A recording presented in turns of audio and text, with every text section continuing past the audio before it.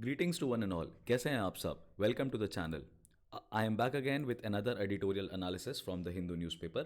और आज है बेसिकली 13 जनवरी और 13 जनवरी को एक एडिटोरियल आया जहाँ पे जियो पॉलिटिक्स के संबंध में यानी इंटरनेशनल रिलेशंस के संबंध में बातें ऑथर कह रहा है।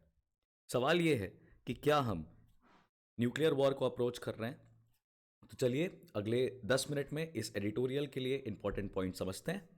इस एडिटोरियल में हम देखेंगे करंटली चैलेंजेस क्या हैं जो कि 2023 में एग्जिस्ट करते हैं। रशिया यूक्रेन कॉन्फ्लिक्ट का क्या इम्पैक्ट पड़ा माइग्रेशन पे, नाटो यूएस ईयू रिलेशंस पे।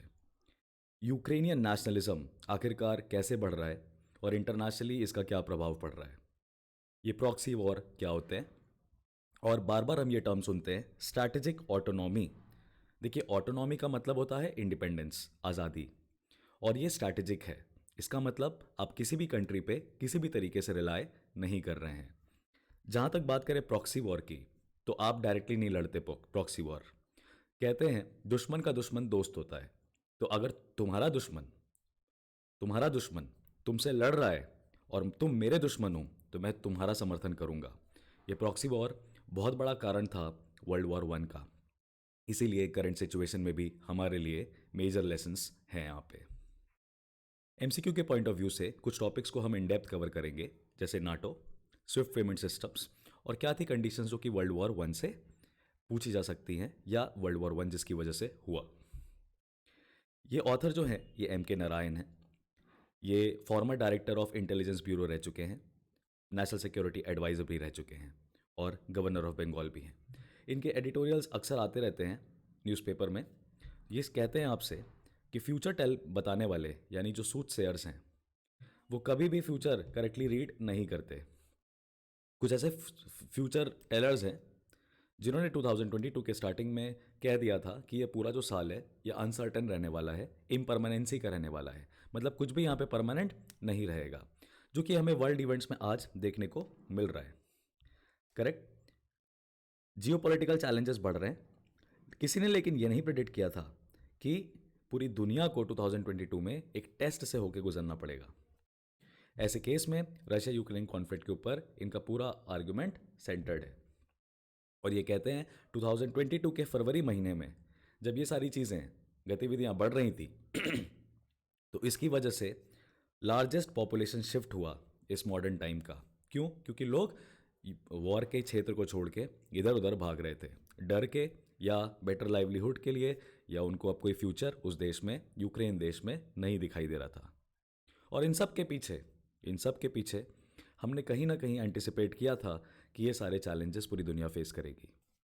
रशिया यूक्रेन में अपना मेजर बिल्डअप स्टार्ट करता है 2021 के बीच में, और रशिया के जो फॉरेन मिनिस्टर थे उस समय, मिनिस्ट्री ऑफ फॉरेन अफेयर्स, उन्होंने बहुत सारे गारंटी मांगी यूएस और नाटो से, जिसमें से एक सबसे बड़ी गारंटी ये थी कि नाटो की सदस्यता रशिया के चारों तरफ आने वाले देश यानी कि यूरोप के वो देश जो रशिया से बाउंड्री शेयर करते हैं उनको ना जोड़ा जाए।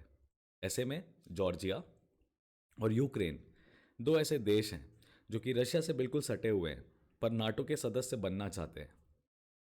अगर आप बेलारूस की बात करेंगे जो कि रशिया के ऊपर है तो वो काफ़ी प्रो रशियन है, उसका सवाल ही नहीं उठता। लेकिन स्वीडन और फिनलैंड भी कहीं ना कहीं नॉर्दर्न रीजन में रशिया से बाउंड्री शेयर करते हैं। तो इस केस में ऑथर हमको बेसिकली क्या क्या बता रहे हैं, हमने उनको आसान पॉइंट्स में आपके लिए तोड़ा है, लेकिन इंपॉर्टेंट हमारे लिए ये समझना है कि भारत के लिए इंटरनेशनल ऑर्डर का ये बदलता रूप जो है वो कंफर्टेबल नहीं है। भारत को बहुत सारे चैलेंजेस मिलेंगे, जिसमें सबसे बड़ा चैलेंज होगा चाइना, सबसे बड़ा चैलेंज होगा उनके नेबरिंग कंट्रीज़, इंडिया का नेबरिंग कंट्रीज़, इंडिया का बॉर्डर सिक्योर करना। मैरीटाइम सिक्योरिटी की बात करते हैं ऑथर यहाँ पे। तो सबसे पहले हम स्विफ्ट पेमेंट के ऊपर बात कर लेते हैं। देखिए स्विफ्ट पेमेंट का फुल फॉर्म है society for world wide inter bank financial telecommunication. इससे रशिया को हाल फिलहाल बैन कर दिया गया था। ये एक तरह का पेमेंट गेटवे है, या ये कह लीजिए एक नंबर 8 डिजिट का मिलता है जिसको BIC नंबर कहा जाता है, बैंक आइडेंटिफिकेशन कोड। अगर मान लीजिए कि इंग्लैंड से कोई पैसा दूसरी बैंक में भेजना है जो कि लेट से इंडिया में है, तो इंग्लैंड में पेमेंट करने वाला जिस बैंक में पैसा भेज रहा है उस बैंक का बीआईसी नंबर डालेगा, तो पता चल जाता है कि वो बैंक जो है वो कौन सी है, और पेमेंट को ट्रेस किया जा सकता है। तो एक तरीके से फाइनेंशियल मैसेज ट्रांसमिशन होता है। एक कॉमन लैंग्वेज बनाई गई है इंटरनेशनल फाइनेंशियल मैसेजिंग के लिए। इसकी स्थापना 1973 में की गई थी और कॉमन लैंग्वेज स्टैब्लिश करता है। इसको इंटरनेशनल पेमेंट गेटवे भी कई बार कहा जाता है। रिसेंटली बहुत सारे रशिया की नेशनल बैंक्स को स्विफ्ट पेमेंट सिस्टम से कट ऑफ कर दिया। किसने किया? ऑब्वियसली वेस्टर्न नेशंस ने, इकोनॉमिक सैंक्शंस लगाने के लिए। रशिया के अलावा एक देश और है, ईरान, जिसको 2012 में इस सिस्टम्स गेटवे से बाहर किया गया था। पर स्विफ्ट पेमेंट सिस्टम से अगर आपको हटा दिया जाए तो इसका डायरेक्ट इम्पैक्ट किस पे पड़ता है?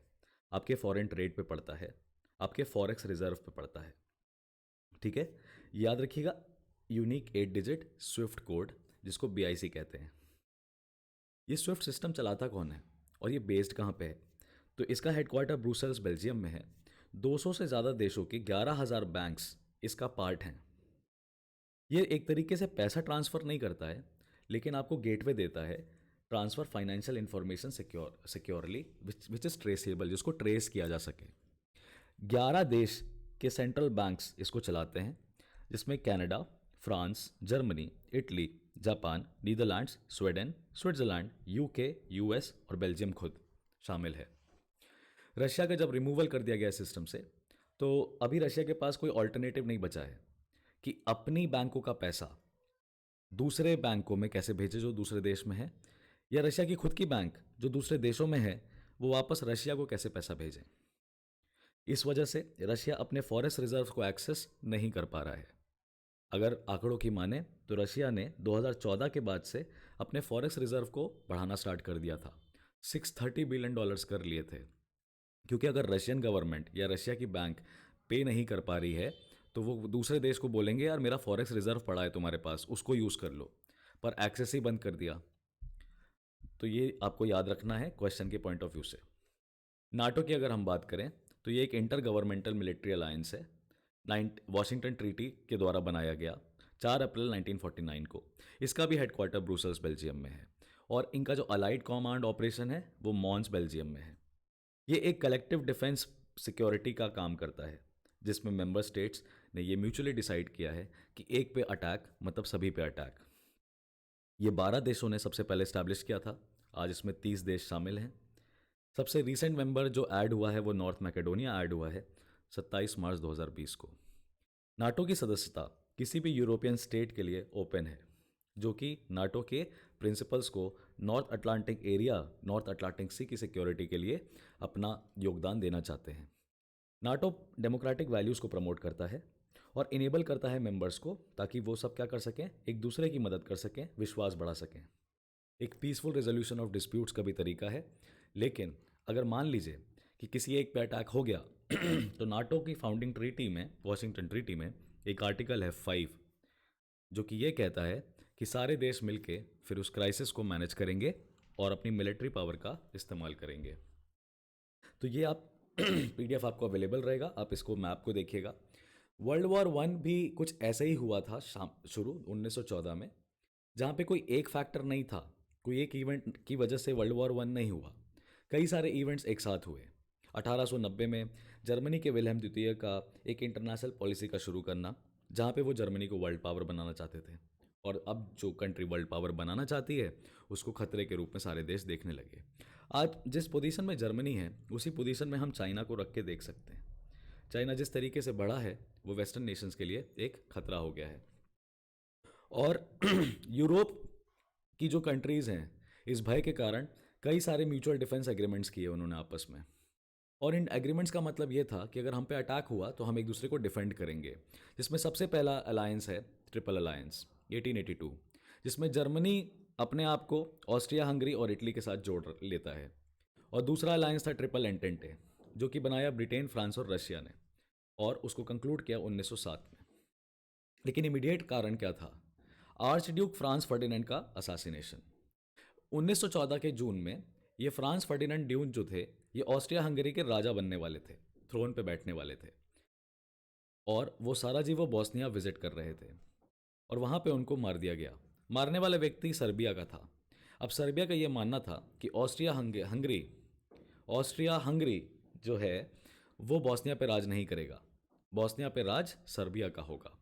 तो एक छोटा सा देश जिनकी आज लोकेशन भी हम मैप में नहीं देख सकते, उन्होंने वर्ल्ड वॉर 1 ट्रिगर कर दिया। तो हुआ क्या, रशिया इसलिए इन्वॉल्वमेंट में आ गया क्योंकि रशिया का सर्बिया के साथ अलायंस था। तो उस असासिनेशन में रशिया को सर्बिया का साथ देना पड़ा। जर्मनी ने फिर रिप्लाई में रशिया पे वॉर डिक्लेयर कर दिया क्योंकि जर्मनी का अलायंस ऑस्ट्रिया हंगरी के साथ था। और ब्रिटेन ने फिर जर्मनी पे अटैक कर दिया क्योंकि जर्मनी ने एक ऐसा न्यूट्रल कंट्री इन्वेड कर दिया, बेल्जियम, जो कि बेसिकली ब्रिटेन ने कहा था कि बेल्जियम और फ्रांस की सुरक्षा के जिम्मेदार हम हैं। जो ट्रिपल एंटेंटे था वो आफ्टर ऑल ब्रिटेन, फ्रांस और रशिया का टूटते हुए नजर आया। इस पूरे करंट सिनारियो में अगर हम बात करें तो भारत के लिए क्या इंप्लीकेशंस हैं। देखिए, भारत बहुत पूरी तरीके से रशिया के मिलिट्री इक्विपमेंट पर रिलाई करता है, जो कि कई साल तक हमारी कंट्री की सुरक्षा के लिए रशिया मिलिट्री सप्लायर रहा है। लेकिन अब ये सिचुएशन चेंज हो सकती है क्योंकि वेस्टर्न वेपनरी जो है वो मॉडर्न हो चुकी है और रशिया से जो हम इक्विपमेंट ला रहे हैं वो उनको टैकल नहीं कर पाएगा इस दौरान क्योंकि वेस्ट बहुत इन्वेस्ट कर रहा है यूक्रेन कॉन्फ्लिक्ट को जीतने में, तो वो अपनी वेपनरी, अपने डिफेंस सिस्टम्स पे भी बहुत काम कर रहा है। इंडिया को अपना फ्यूचर डिफेंस सप्लाई कहीं और से देखना पड़ सकता है। इंडिया की जो नॉन अलाइनमेंट की जो पॉलिसी है अभी, वो मल्टी अलाइनमेंट में बदल सकती है और इंडिया अपने डिफेंस टाइज को बढ़ा सकता है। क्वाड उसी फॉर्मेट में बनाया गया, इसी विचारधारा के लिए क्वाड बनाया गया, जहां पे इंडिया ने अपने डिफेंस आर्किटेक्चर के ऊपर ज़्यादा फोकस किया क्योंकि भारत और चाइना के टेंशन इंडियन ओशन रीजन में, पैसिफिक ओशन रीजन में बढ़ते हुए नजर आ रहे थे। इंडिया के डिफेंस टाइज फ्रांस के साथ भी हैं और इंडिया कोशिश कर रहा है कि state of the art defence equipment बनाने की हम कोशिश करें। तो इस तरह में ऑथर कहता है कि जो स्ट्रैटेजिक ऑटोनॉमी है ना, स्ट्रैटेजिक ऑटोनॉमी का मतलब यह है कि हम किसी भी गुट का पार्ट नहीं हैं, लेकिन समय समय पर पढ़ने पे कमज़ोर का भी साथ देंगे और इस तरीके से देंगे कि हम पे अटैक ना हो, वॉर का फ्रंट हम ना बने, हमसे वॉर ना हो, लेकिन हमारी आवाज़ को भी ना दबाया जाए, हम जब बोलें तो लोग सुने। आज ऑथर कह रहा है कि इस स्ट्रैटेजिक ऑटोनॉमी का कोई मतलब नहीं है क्योंकि यूक्रेन पे तो अल्टीमेटली रशियन अटैक कर ही दिया ना, और देखिए यूरोप कैसे शामिल हो गया पूरे तरीके से, है ना। इस कदर शामिल हो गया कि जो ऑयल है, जो एनर्जी सिक्योरिटी का पार्ट है, आज उसको रशिया हथियार की तरह यूज कर रहा है। इसीलिए यूएस, नाटो, यूक्रेन, यूरोप के रहते रहते ये स्ट्रैटेजिक ऑटोनॉमी किसी काम की नहीं है। और वही सारा जो कि यूरोप में हो रहा है वही सब कुछ एशिया में भी होगा, जहां पे छोटे मोटे देश बड़े बड़े बुलीज को, चाइना को फेस करने के लिए आएंगे। कब तक आप खुद को इंडिपेंडेंट रखेंगे, कब तक आप खुद को ऑटोनॉमस रखेंगे, किसी ना किसी पे तो डिपेंडेंट होना ही पड़ेगा। भारत के लिए जो नेबरहुड है उसमें कंडीशन काफ़ी टेक्निकल हो चुकी है। क्यों? क्योंकि देखिए, चाइना में कोविड-19 को कंट्रोल करना, कोविड-19 का ना फैलना, उसके लिए एक इकोनॉमिक डाउनटर्न का काम कर रहा है। अभी तक बड़ा इकोनॉमिकली बढ़ रहा था, अब चाइना जो है वो इकोनॉमिक डाउनटर्न कर रहा है। ये कह पाना बड़ा मुश्किल है और सही भी नहीं होगा कि चाइना अपने प्रोवोकेटिव पॉस्चर को अपने नेबरहुड में चेंज कर देगा। बिल्कुल सही नहीं है ये कहना कि चाइना और भारत करंट टाइम्स में लड़ाई लड़ेंगे, क्योंकि China has a bigger fish to fry. China को ताइवान चाहिए और ताइवान उसकी इकोनॉमिक डाउनटर्न को प्रिवेंट कर सकता है। वो वहाँ पे बेसिकली इस तरीके से इन्वेस्टमेंट करना चाहता है जो सिलिका चिप्स एंड ऑल बनाते हैं। तो software development, hardware development, computer science, computer technology, ये सब ताइवान के पास है और इसीलिए चाइना का पूरा फोकस फर्स्ट आइलैंड चेन पे रहेगा।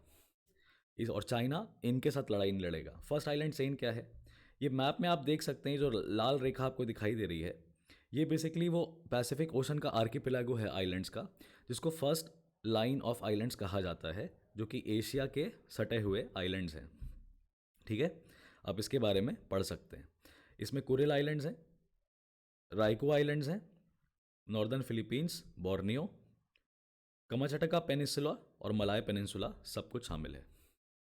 अब भारत के लिए कुछ लिटिल रूम फॉर कंफर्ट बचा है, क्योंकि भारत को चाइना रशिया का बेसिकली क्लोज आना चाइना इंडिया की जो रशिया के साथ स्ट्रैटेजिक रिलेशनशिप है उसको अफेक्ट करेगा। चाइना और पाकिस्तान का करीब आना भारत के लिए खतरा है। इंडिया चाइना का जो बॉर्डर है वो अभी भी बेसिकली कॉन्फ्लिक्ट जिंदा है वहाँ पे, जैसा कि अभी देखने को मिला हमें अरुणाचल प्रदेश में। पाकिस्तान भले ही अपनी इंटरनल प्रॉब्लम से परेशान हो, इकोनॉमिक डिफ़िकल्टीज़ हों, लेकिन वो टेररिज्म को हमेशा प्रमोट करता रहेगा। टेरर मॉड्यूल्स कंटिन्यू होते रहेंगे। ये भी कहना सही नहीं होगा कि पाकिस्तान भारत से लड़ाई लड़ेगा डायरेक्टली, लेकिन टेररिज्म एक हमारी लड़ाई होगी। जम्मू एंड कश्मीर एक वल्नरेबल रीजन होगा। नेपाल में अभी जो नई सरकार आ रही है वो चाइना के नज़दीक है और ये भारत के लिए भी एक खतरा हो सकता है। अफगानिस्तान में तालिबान किसी कीमत पे आपको हटते हुए नहीं नज़र आ रहा है, और अफगानिस्तान के अंदर भी Islamic State Khorasan provinces ISIS के ये सब बढ़ रहे हैं। इंडिया का रिलेशन श्रीलंका और बांग्लादेश के साथ अभी थोड़ा सा डेलिकेट है और उसको थोड़ा सा लंबा समय लगेगा।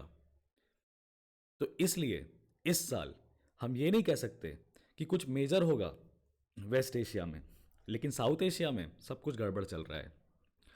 इसलिए इंडिया का जो लॉन्ग टर्म प्रेफरेंस रहा है कि हम किसी के मामलों में दखल अंदाजी नहीं करते हैं, अभी भारत के लिए ये फ़ायदेमंद है कि नहीं है ये तो वक्त बताएगा।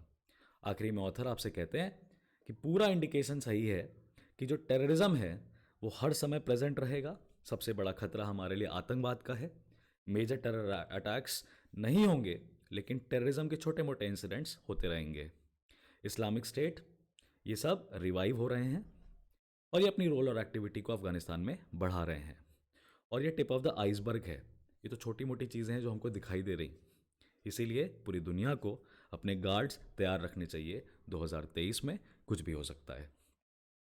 So this was Harshvardhan Tripathi from the editorial analysis of The Hindu. I'm signing off. I'll see you guys in the next.